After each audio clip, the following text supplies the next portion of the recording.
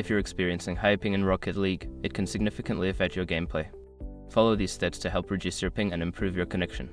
Step 1. Check your internet connection. Ensure that your internet connection is stable. Use a wired connection instead of Wi-Fi if possible, as it typically offers lower latency and more reliability. Step 2. Close background applications. Close any unnecessary applications running in the background that may be using bandwidth. This includes streaming services, downloads, or other online games. Step 3. Change server region. In Rocket League, go to the settings menu and change your server region to one that is closer to your physical location. This can help reduce the distance data has to travel, lowering your ping. Step 4. Optimize network settings. Adjust your router settings for optimal performance. This may include enabling quality of service (QoS) settings to prioritize gaming traffic or adjusting MTU settings.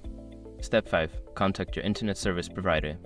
If you continue to experience high ping, reach out to your internet service provider.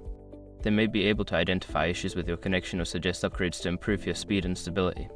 By following these steps, you should see an improvement in your ping while playing Rocket League. Enjoy your game.